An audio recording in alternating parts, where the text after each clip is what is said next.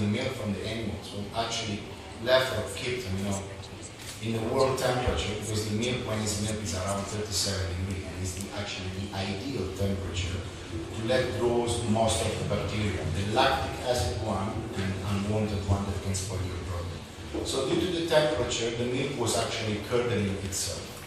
And by fault, a pail of hot water was actually falling down on the curd. And then, let's say, the farmers, in order to save the curd, the cheese, they were trying to get it out. And they understood that they had these stretching properties. If you want, I can explain even how come this cheese is different from the other stuff.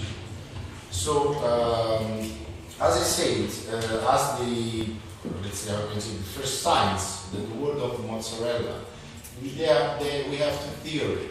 One is, in the old time was called mozza, from mozzarella, the first word mozza. Is actually in Italian when you use the word mozza, that is pure Italian. In the dialect, you say mozza. Mozza means cut, when you hand cut the product, because it's hand shake and cut this product. Another theory that we can find even some signs in Historia Naturae from Plinius the Old, actually, in the Roman times, that actually says that he was speaking about this laudatissimum causeum del campo celicio, from the area that was actually from my town up to a close river that's called Volturno, that is called Campo dei Mazzoni. So maybe it's coming from the verb that is being cut off, or maybe from the area that is originating, like Campo dei Mazzoni, mozzarella. Historically, as I said, the mozzarella was not the primary product, because we know we cannot chill the product, we have no refrigerator in that time, so they were doing a much harder product, actually, smoked one, in order to decrease the moisture content. It's called provola, or provatura, historically. The provola so is much harder, it's drier, it's smoked, that it can be preserved during the days. And just for the daily usage, they were doing mozzarella. So in the beginning, let's say mozzarella was even a secondary product. But then found and matched the taste, of course, during the centuries of many products. We have many other, signs during the history.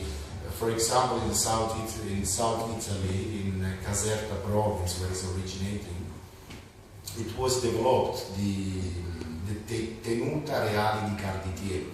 During the Borbonic domination, the 18th century, the Regno di Napoli and delle Due Sicilie, the Naples, let's say, kingdom and of the two Sicily, was one of the most industrialized, was one of the most developed in whole Europe, and as even the highest, and it was actually the richest country in the whole Europe at that time. And they had this actually farm where in 1800 they were already, for example, selecting genetically the best buffaloes to be the best yield, the highest yield in milk, the highest yield in protein. And they have, we have the science with books, with all these things written. Maybe I'm annoying you with this. By the way, the mozzarella, as all of you know, it's a fresh-made product. The basic difference from any other cheeses is, every cheese has a passage. It's coming from the fresh milk, okay? Pasteurized after 2 days, depends on the cheese.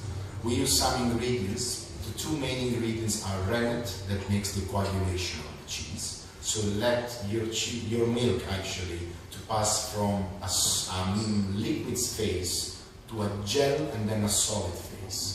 So it's coagulating the milk with an enzymatic action on the casings, that is the main protein of the milk. And another ingredients, as far as the salt, as in any cheese, is starters or lactic acid bacteria, or just simply culture. So our lactic acid bacteria like Streptococcus thermophilus, Lactobacillus bulgaricus, maybe some of them heard about it. Lactobacillus adveticus, Lactococcus lactis, Cremoris, all those that are naturally present in the milk and naturally extracted from the nature, actually, from the grass, from the milk itself. That's why they're called lactic acid bacteria. Why? Because the preferred food for these actually bacteria is a sugar that is contained in the milk, that is the lactose. Actually, in the milk we have, most of it is water, then we have some protein, we have casein and whey protein, then we have fat, then we have lactose, that is the sugar of the milk, in an order of 4.85%, almost in all the kind of animals, from cows to buffaloes to actually sheep. Then we have the minerals, and then we have the vitamins. So when actually we use the milk, then we put the rennet, then we put actually before the rennet we dilute the culture, we coagulate the milk, we cut the curd. It looks like a big set yogurt actually, like a big yogurt in a certain phase. Then we cut it, and we have a division of two phases, of a liquid yellowish phase that is called whey, and on a solid phase that we call curd. All these are common for all the cheese produced all over the world, from the Parmesan, from the cheddar cheese, not from paneer actually, paneer is something else. Yeah, it's thermoacidic coagulation, but all the cheeses actually, coagulated cheeses, balsamic coagulation, this is the phase. The mozzarella belongs to a family that is called pasta filata. Pasta filata, pasta is like dough. Filata means stretchable, to stretch, because the curd of mozzarella, due to the acidification of a certain lactic acid bacteria, that it will reach to a certain acidification point, that we will demineralize, so we will break the calcium bonds on the protein structure, because we have to imagine that the protein in the cheese are like the bricks in a building, that break a sort of nets that keeps together the water, the fat, the minerals, and everything else.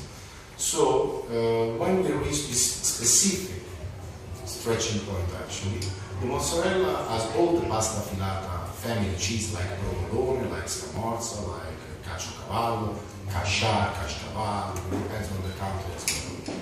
Has the properties to stretch, to become plastic, looks like plastic, let's say, very soft, then depends on the moisture of the curd itself, and to be molded as a result. Let's